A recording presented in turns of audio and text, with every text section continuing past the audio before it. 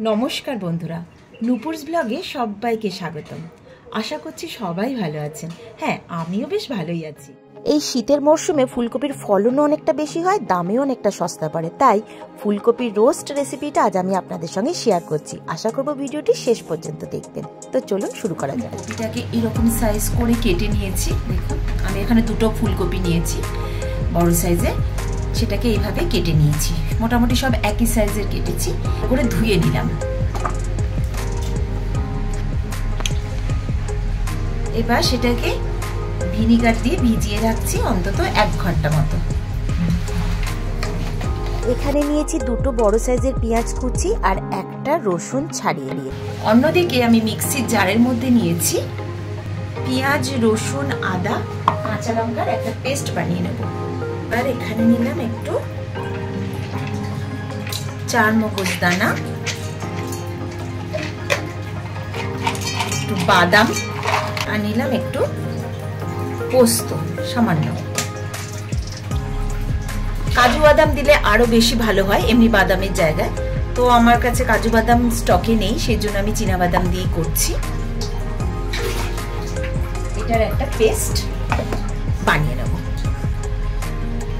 সাদা তেল, তেলের পরিমাণটা একটু বেশি দিতে হবে কপির রোস্টের জন্য, কারণ ফুলকপিতে এমনিতেই তেল বেশি টানে, আর এটাকে ভাজা ভাজা করতে হবে। তেলটা গরম হয়ে এসছে, এবার এর মধ্যে দিয়ে দিচ্ছি লবঙ্গ, এলাচ, দারচিনি গুঁড়ো করে, একটু থেঁতো করে দিয়ে দিলাম। এবার দিয়ে দিলাম দুটো তেজপাতা আর দুটো শুকনো লঙ্কা। ফোড়নটা একটু ভাজা হলে তার মধ্যে ছেড়ে দিচ্ছি গোটা একটা টমেটো কুচি, আর দিয়ে দিলাম মটরশুঁটি।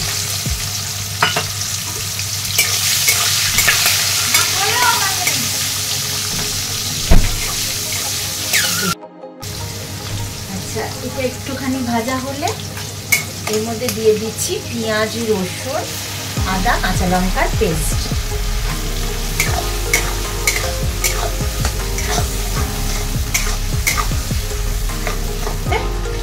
পেঁয়াজ, রসুন, আদা, কাঁচা লঙ্কার বাটাটা যখন একটু ড্রাই হয়ে আসবে, তখন তার মধ্যে দিয়ে দিলাম হলুদ গুঁড়ো,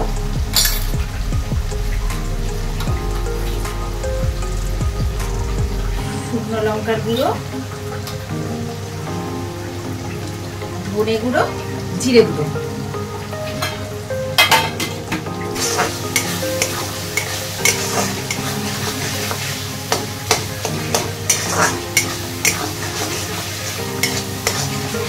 একটু কষানো হয়ে গেলে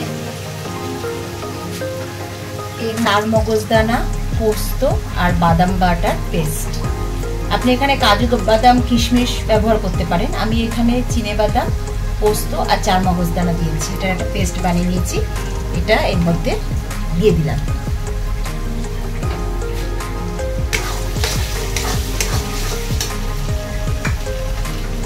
এবার এটাকে এই অবস্থাতে রেখে দিচ্ছি। আবারও ওখানে নিয়ে নিচ্ছি খানিকটা তেল,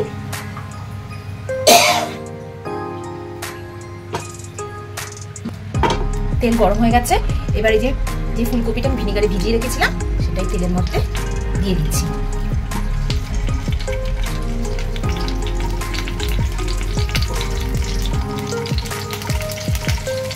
অল্প অল্প করে এগুলোকে ভেজে নিতে হবে আগে।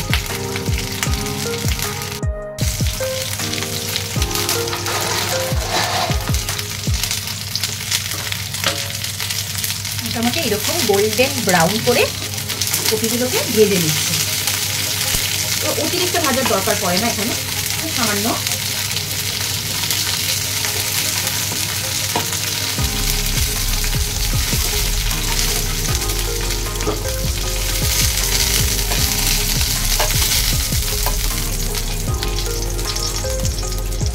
বাকি কপিগুলো ঠিক একইভাবে ভেজে নেব।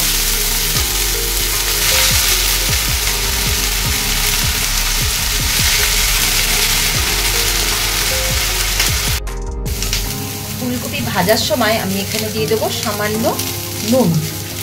যেহেতু ভিনিগারে ভেজানো ছিল 1 ঘন্টা, সেহেতু কপিগুলো অনেকটা নরম হয়ে এসেছে।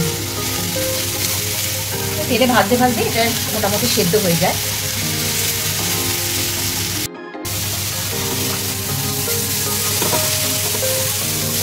ফুলকপিটা মোটামুটি এখানে ভাজা হয়ে গেছে। অল্প ভাজলেই হবে, খুব বেশি ভাজার দরকার পড়ে না। মশলাটা আমি রেডি করে রেখেছিলাম কষিয়ে, দিয়ে দিচ্ছি আমি এই ছোট বাটির 1 বাটি টক দই।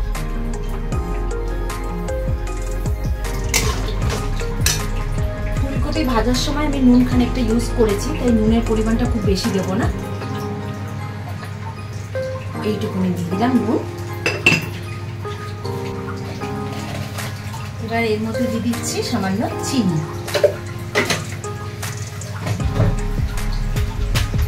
আর আপনি যদি একটু টক খেতে চান, মানে পরিমাণটা একটুখানি টকের পরিমাণটা বেশি দিতে চান, তাহলে সেক্ষেত্রে যে ভিনিগারের মধ্যে আপনি ফুলকপিটা দিয়েছিলেন, ভিজিয়ে রেখেছিলেন, সেটা দিয়ে দিতে পারেন।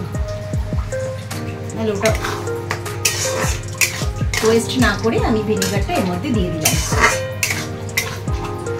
যেহেতু এর মধ্যে একটু টমেটো ইউজ করেছি 1 খানা, একটুখানি টক দই দিয়েছি ছোট বাটির 1 বাটি, সেই জন্য ভিনিগারটা পুরোটা দেওয়া যাবে না, তাহলে একটু অতিরিক্ত টক হয়ে যাবে। ভিনিগারের পরিমাণটা আমি অল্পই দিলাম। এবার এর মধ্যে আমি ছেড়ে দিচ্ছি ফুলকপি ভেজে রেখেছিলাম।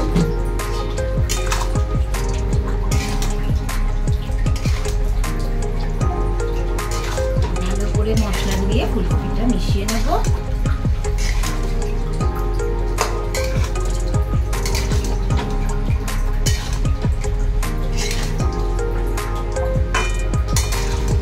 ভেতরে ভেতরে যাতে এই মশলাটা মিশে যায়, সেই জন্য অল্প আছে, একদম অল্প আছে, ভালো করে এটাকে নাড়াচাড়া করে। এক্ষেত্রে কিন্তু আমি একটুও জল ব্যবহার করলাম না, একটুও জল দিলাম না।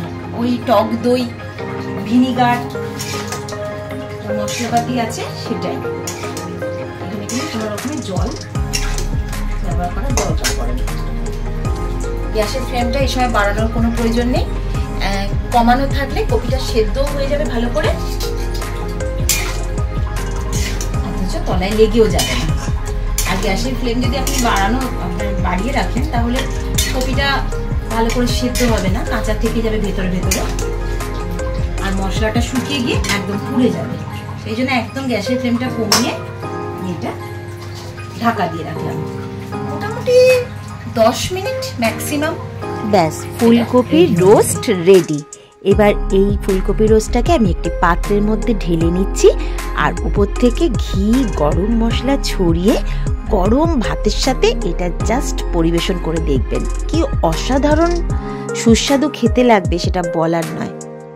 অবশ্যই বাড়িতে একবার ট্রাই করবেন।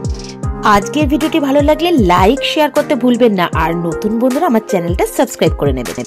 ভিডিওটি দেখার জন্য সবাইকে অনেক অনেক ধন্যবাদ। বড় মার কাছে সবার মঙ্গল কামনা করে আজকের ভিডিও এখানেই শেষ করছি। দেখা হবে নেক্সট ভিডিওতে, ততক্ষণের জন্য সবাইকে টাটা, বাই বাই।